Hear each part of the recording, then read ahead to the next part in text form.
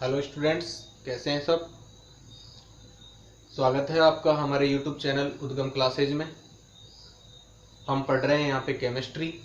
ठीक है, last video जो था हमारा कार्बनिक यौगिकों का नामकरण, उसमें हम अचक्रीय हाइड्रोकार्बन्स के बारे में पढ़ चुके थे। आज हम पढ़ना चाहते हैं चक्रीय हाइड्रोकार्बन्स के बारे में। ठीक है, चक्रीय हाइड्रोकार्बन्स मैंने बता दिया था लास्ट वीडियो में, जिनके लास्ट सिरे कार्बन के आपस में जुड़े होते हैं वो चक्रीय हाइड्रोकार्बन्स होते हैं। चक्रीय हाइड्रोकार्बन्स दो भागों में बांटते हैं इनको, एक तो समचक्रीय और एक विषम चक्रीय। समचक्रीय हाइड्रोकार्बन को दो भागों में बांट दिया। फिर कौन कौन से? एक तो एरोमेटिक और एक एलिसाइक्लिक। ठीक है, एरोमेटिक में कौन से होते हैं? जिनमें बेंजीन वलय पाई जाती है।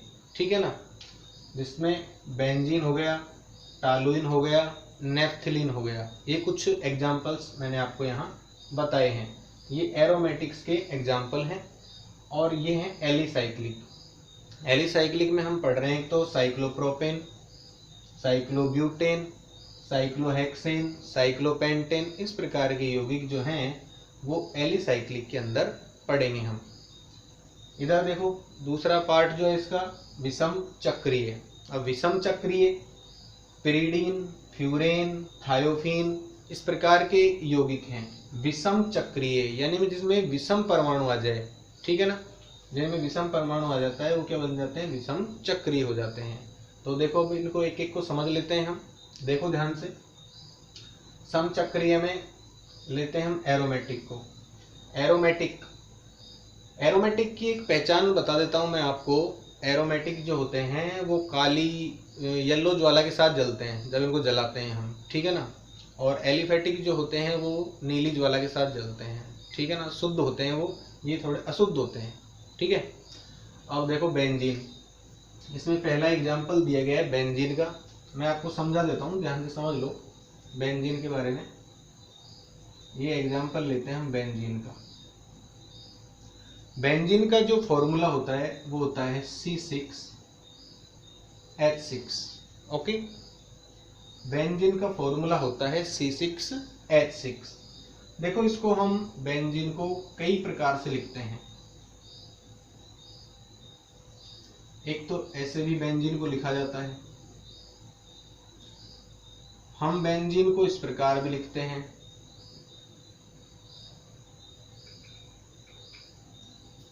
अल्टरनेटिंग क्रम में इनमें बॉन्ड ऑर्डर लगाते हैं हम। तो ये भी बेंजीन है, ये भी बेंजीन है। और देखो,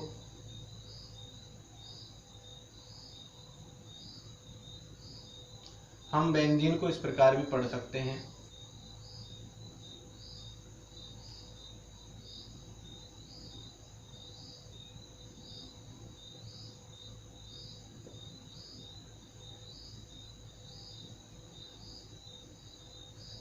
ये भी बेंजीन है।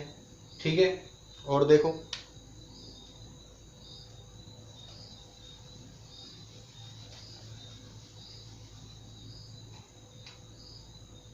ये कार्बन हो गया, ये कार्बन, ये कार्बन, कार्बन, कार्बन और ये कार्बन। C6H6 होता है ना। तो देखो, इधर देखो,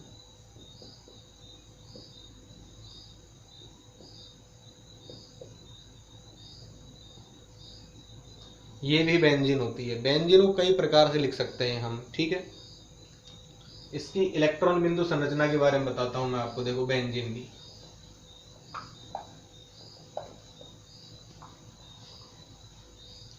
बेंजीन की इलेक्ट्रॉन बिंदु संरचना देखो, ये कार्बन है,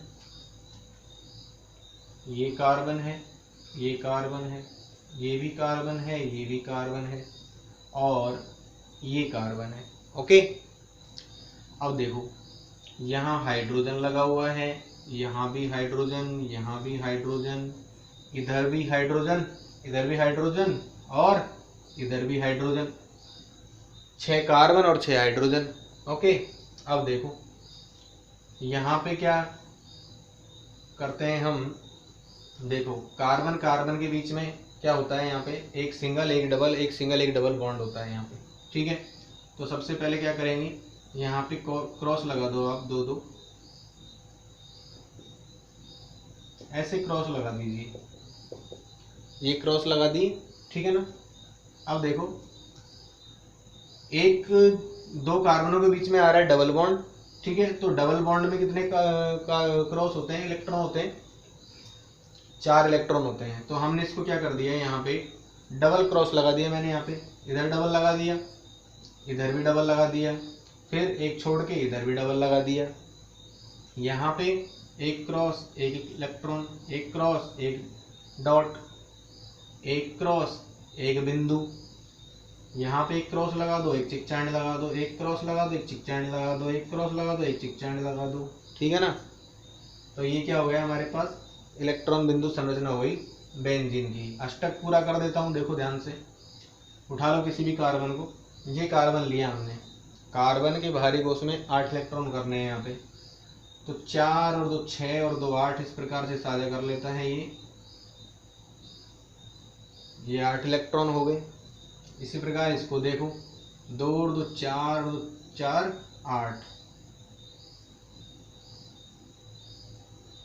इस प्रकार से 8 हो गए।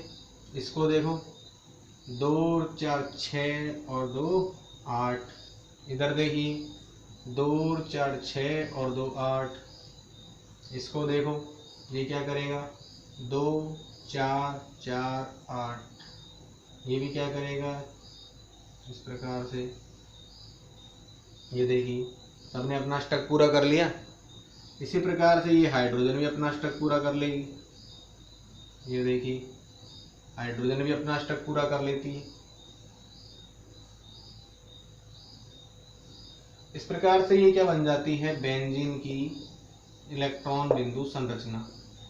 क्या बन जाती है, बेंजीन की इलेक्ट्रॉन बिंदु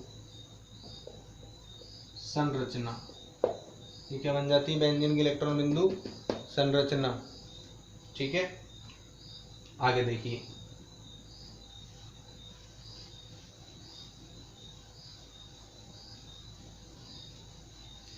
ये बेंजीन हो गया। बेंजीन के बाद में क्या है, टॉलुइन है हमारे पास में। अब देखो टॉलुइन के बारे में देख लीजिए।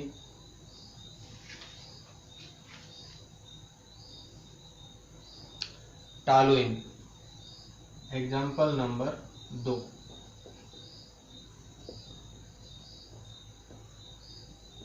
टॉलुइन जो होती है ना वो C7H8 होती है, ठीक है, C7H8। टॉलुइन क्या होती है, C7H8। अब देखो बिल्कुल सिंपल स्ट्रक्चर है टॉलुइन की, बेंजीन वाले बनाएंगे हम, ठीक है। ये बेंजीन बना दी हमने, और इसके सिर पे CH3 रख दो, एक हाइड्रोजन हटा के यहाँ पे CH3 रख दिया हमने, तो ये क्या बन जाती है, टॉलुइन बन जाती है, ठीक है ना। 6 कार्बन तो इनके पास है ही, एक हो गया, 7 हो गया। बेंजीन में कितने का हाइड्रोजन थे, 6 हाइड्रोजन थे, 6 और 3 9 हो गए, एक यहाँ से हट गया था, कितने बच गए, 8, तो क्या हो गया, C7H8। ओके, इसको ऐसे भी लिख दोगे आप, कोई दिक्कत नहीं है, ऐसे भी टॉलुइन को लिखा जा सकता है। क्लियर, समझ में आ गया सभी को। नेक्स्ट देखो, तीसरा जो एग्जाम्पल है वो दिया गया है नेफ्थेलीन। नेफ्थेलीन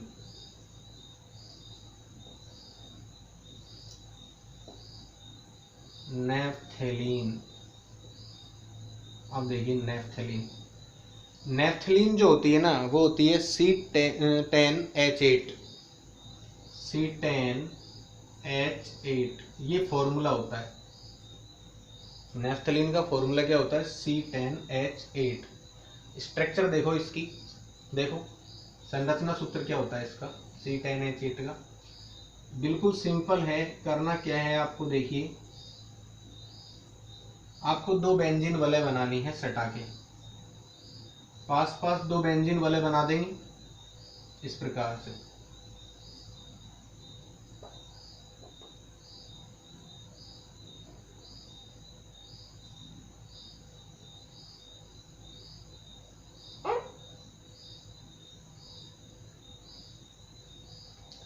इस प्रकार से दो बेंजीन वाले बना दीजिए पास पास।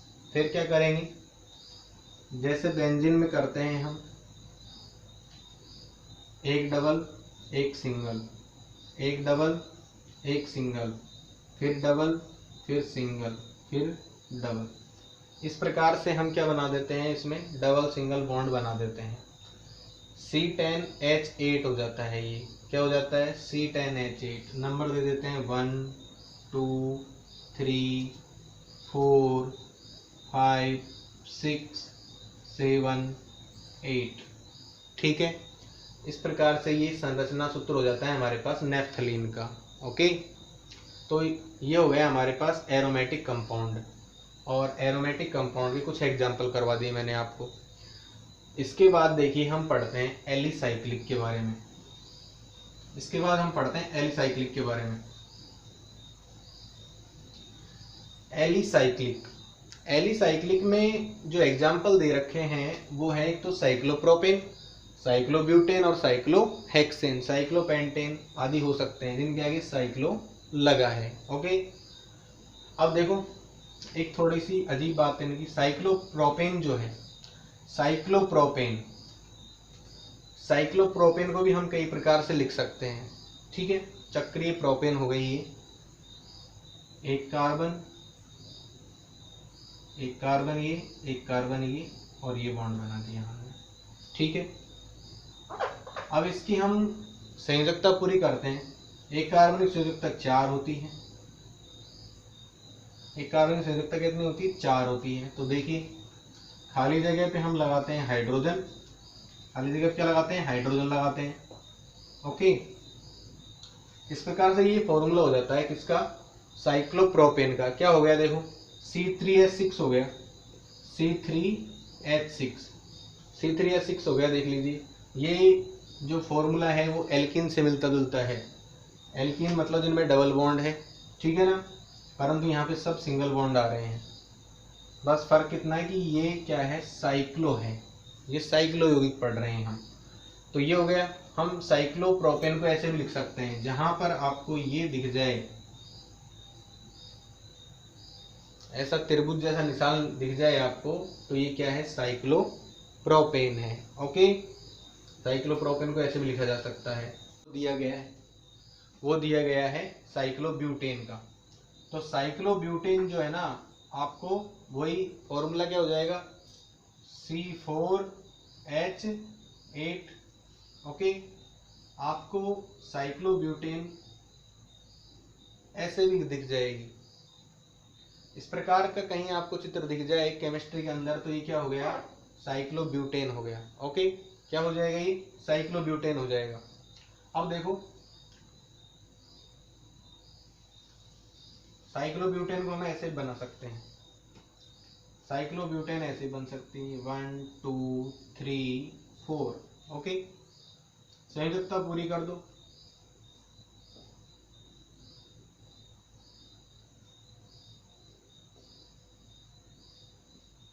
ये लो, संयोजकता पूरी कर दी हमने। क्या हो गया, C4 और सबके पास दो दो हाइड्रोजन, 4 दूने 8, C4H8 हो गया। तो ये भी क्या हो गया हमारे पास में, साइक्लोब्यूटेन का फॉर्मूला हो गया। ठीक है, आगे देखो हमारे पास है साइक्लोहेक्सेन। इसको समझ लो थोड़ा ध्यान से, साइक्लोहेक्सेन को। साइक्लोहेक्सेन क्या हो जाएगा, साइक्लोहेक्सेन हो जाएगा C6H12। क्या हो जाएगा, C6H12। साइक्लोहेक्सेन आपको ऐसे लिखा मिल जाएगा, देखिए एज ए बेंजीन स्ट्रक्चर, परंतु इसमें थोड़ा सा अंतर क्या है, इसमें या तो गोला नहीं लगा होगा अंदर, या फिर बॉन्डिंग नहीं होगी। तो ये स्ट्रक्चर हो जाएगी आपकी साइक्लोहेक्सेन की। It's called cyclohexane. ओके, अब देखो साइक्लोहेक्सेन को ऐसे भी लिखा जा सकता है, साइक्लोहेक्सेन को ऐसे भी लिख सकते हैं हम। कैसे लिख सकते हैं, ऐसे भी लिख सकते हैं। ये देखिए ऐसे भी लिख सकते हैं साइक्लोहेक्सेन को हम।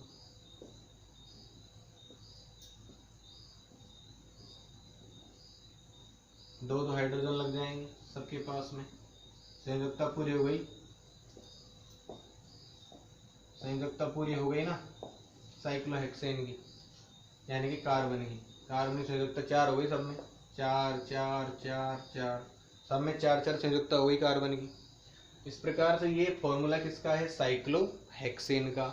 इसकी इलेक्ट्रॉन बिंदु संरचना बताता हूँ, ध्यान से देखिए आप। साइक्लोहेक्सेन की एग्जाम में पूछते हैं कई बार, बेसिक केमिस्ट्री है ये, आपको समझ में आना जरूरी है। देखिए ये कार्बन है, ये भी कार्बन है, ये भी कार्बन है। इधर चलो थोड़ा ऊपर बना देता हूँ, इधर दिखाई नहीं देगा। Carbon carbon carbon carbon carbon और ये कार्बन, ठीक है। एक कार्बन के पास दो दो है, एक कार्बन के पास दो दो है। क्या है दो दो? हाइड्रोजन है।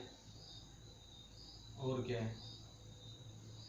इसके पास भी दो दो, इसके पास भी दो दो, इसके पास भी दो दो, और इसके पास भी दो दो।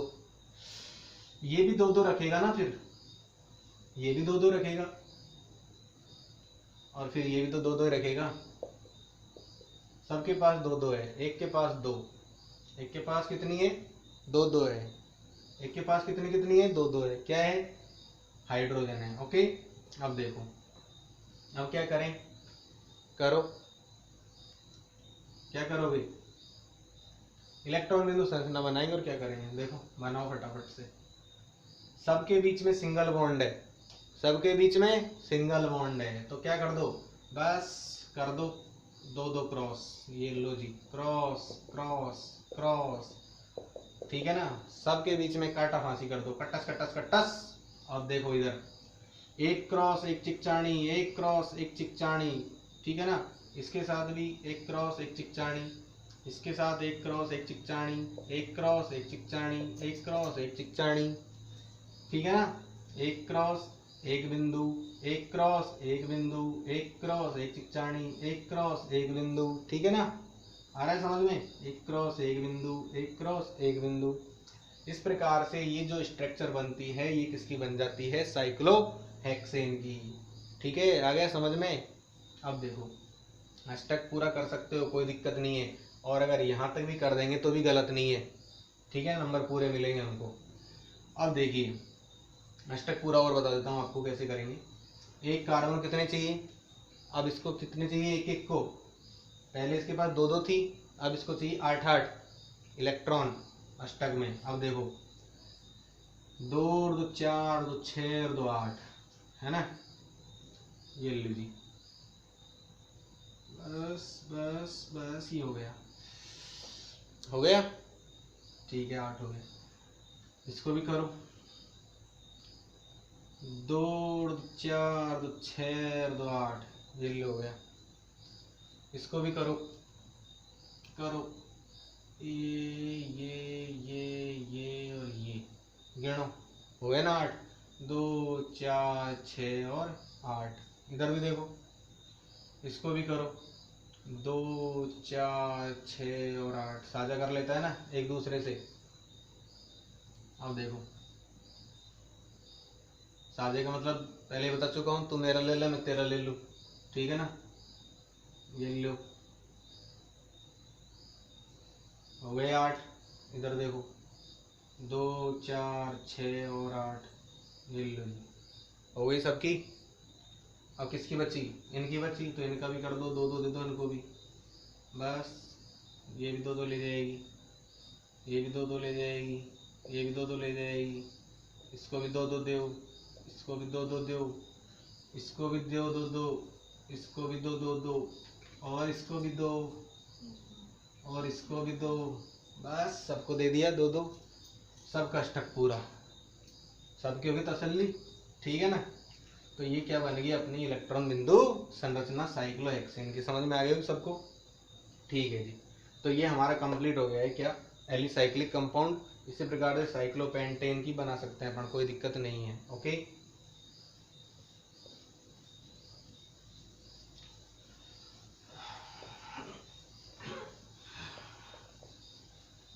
तो ये हमारा कंप्लीट हो गया है समचक्रीय हाइड्रोकार्बन्स के जो एग्जाम्पल थे। अब हम चलते हैं विषम चक्रीय हाइड्रोकार्बन्स की ओर। विषम चक्रीय हाइड्रोकार्बन्स में मैंने बताया कि जहाँ कार्बन के बीच में क्या आ जाए, कोई विषम परमाणु आ जाए, जैसे नाइट्रोजन आ जाए, ऑक्सीजन आ जाए, सल्फर आ जाए, इस प्रकार के जो परमाणु आ जाते हैं उनसे बन जाते हैं विषम चक्रीय कंपाउंड। सबसे पहले हम पिरिडीन के बारे में पढ़ते हैं। पिरिडीन, देखो पिरिडीन क्या होती है। पिरिडीन बेंजीन के जैसी ही स्ट्रक्चर होती है, ठीक है, परंतु इसका जो फॉर्मूला होता है C5H5N होता है। पिरिडीन का जो फॉर्मूला होता है क्या होता है, C5H5N। ये ध्यान रखेंगे आप। पिरिडीन का फॉर्मूला क्या होता है, C5H5N होता है। इसमें क्या, देखो ध्यान से, जैसे कि ये बेंजीन वलय बना रहे हैं अपन, और इस बेंजीन वलय में यहाँ पे कार्बन परमाणु की जगह ये क्या आ गया, नाइट्रोजन परमाणु आ जाता है। यहाँ क्या आ जाता है, नाइट्रोजन परमाणु आ जाता है, ठीक है। इसकी बॉन्डिंग वैसे ही कर देंगे जैसे हमने बेंजीन की थी, डबल सिंगल, डबल सिंगल और डबल, ये लो बन गई पिरिडीन। कोई दिक्कत आगे समझ में, ठीक है। ये पिरिडीन की स्ट्रक्चर है, ये पिरिडीन का फॉर्मूला है, ओके, C5H5N, ठीक है ना। यहाँ से एक कार्बन और एक हाइड्रोजन की जगह क्या, एक कार्बन की जगह क्या आ गया हमारे पास, यहाँ पे नाइट्रोजन परमाणु आ गया, ठीक है।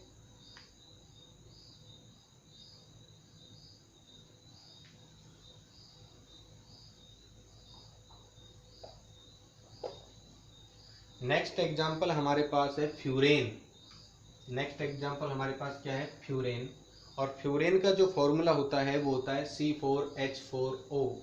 फ्यूरेन का फॉर्मूला क्या होता है, C4H4O। यहाँ पे ऑक्सीजन परमाणु आ जाता है, क्या आ जाता है, ऑक्सीजन परमाणु आ जाता है। देखिए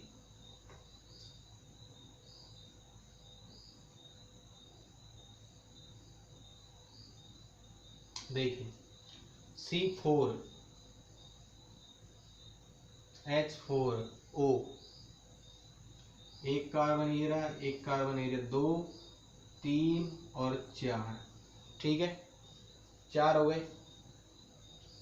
ये डबल आ जाएगा इधर, ये डबल आ जाएगा इधर, ठीक है। आगे बात समझ में।